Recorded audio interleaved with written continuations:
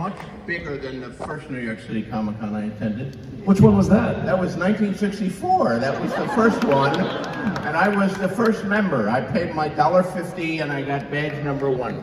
Wow. And there were about 30 people there selling old comic books, and Fabulous Flo Steinberg was a major guest.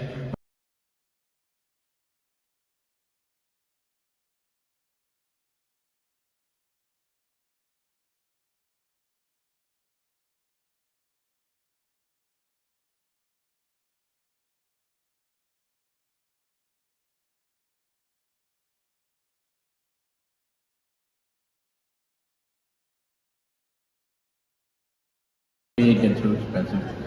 So I wrote Thank God you did. Game of Thrones. And then to surprise me, that's the one that actually got made.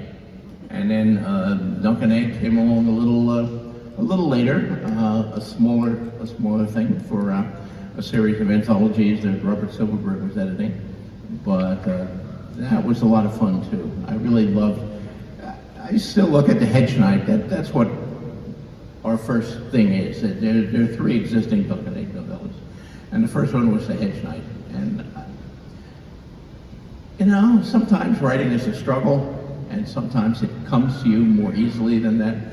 And the first Duncan Egg, The Hedge Knight, came to me very, very quickly, and I loved it. At the time I finished it, this is one of the best things I've ever done, and I still feel that way. And I still feel these stories are some of the best I've ever done, and Ira and his amazing team, I think, have done an amazing job of adapting them. And what you see is going to be very similar to what I wrote.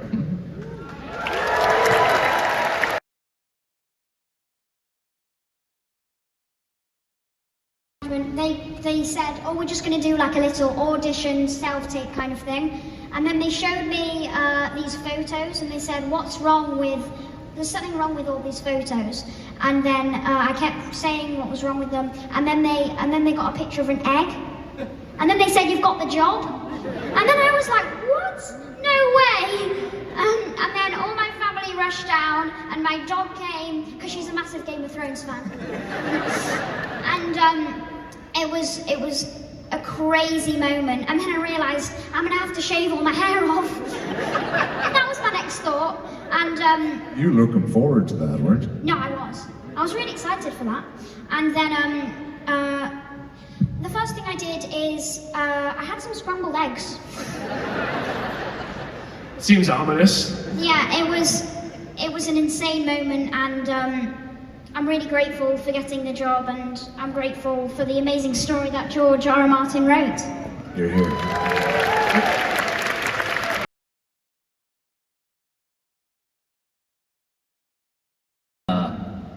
Jousting was a lot of fun. We also did something hopefully no one's ever seen before, which is a jousting tournament at night, which is just looks badass. So I'm very excited for everybody to see that. But oh look, this story takes place between the 2 shows that everyone has seen and that everyone loves, in a time where Targaryens don't have their dragons anymore, that they've very much on the decline, finding themselves in this weird middle place of, okay, so the thing that we use to conquer this kingdom doesn't exist anymore. And everybody starts asking, you know, well, why are they still in charge? And so maybe they feel that they have to come to a tournament at Ashford Meadow in this backwater of a place that they probably wouldn't have done before, you know, to show face, to show up, to shake hands, and obviously that kicks off our story in a very interesting way, bringing them into a head-on collision with our young Sir Duncan here. I think the biggest thing about this show, finding its place, sandwiched between these 2 giants, was just tone for us. These novellas are they're so lovely and sweet, and they have so much hope, but they also have just really brutal elements of this world that I think we've all come to love in Westeros, where anything can happen. There is a level of unpredictability that, you know, resonates with people because that's just how your life is. Following Dunk on this journey should be a very grounded, gritty you know, earthy, ground up sort of feel. You know, we've never had this perspective before of somebody who grew up in the slums.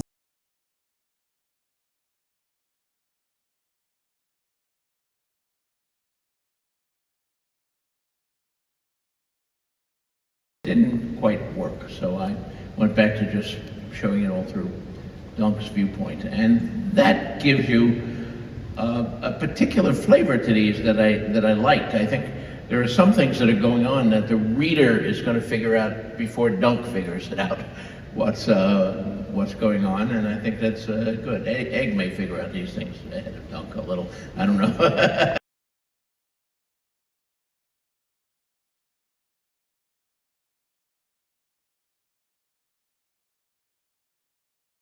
Knight's Oath. Yes. Okay, there's a microphone. I'm going to give you the stage. Please, give it a shot. In the name of the warrior, I charge you to be brave. In the name of the father, I charge you to be just. In the name of the mother, I charge you to defend the innocent. Arise, Joseph, a knight of the seven kingdoms. Oh, wow. You left out the maiden and protect all women, but hey, the ones you did were good. I think he should get knighted. I think. Knighted, yes. Yes. On your knees, Joseph. Joseph, right?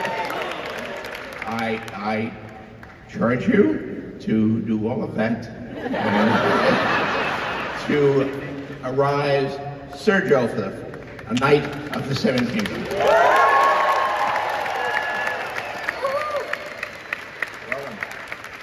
All right. Give it a go. In the name of the warrior, I charge you to be brave. In the name of the father, I charge you to be just. In the name of the mother, I charge you to protect the innocent and the young. And in the name of the maiden, I charge you to protect all maidens. All women, but yeah. Okay, close enough.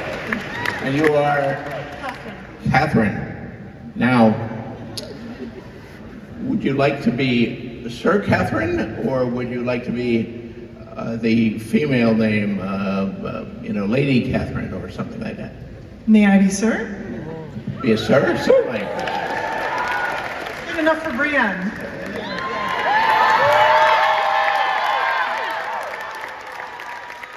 Not in the books yet, but hey, yes, sir.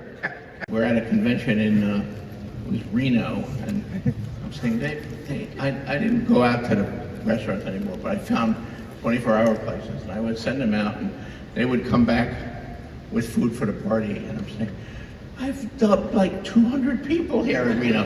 Every time I turn around, another burger is arriving. It was fun, but the tradition ended there. But there were 10 years of nights coming forward, and I'll still meet. There's probably some of you here. Right? Any nights of the cheesesteak here? Any nights of the old roast beef here? We had a number. The night of the pink hot dog from LA. Yeah. Here you go. I'll give you your sword back. Well, thank you so much, George.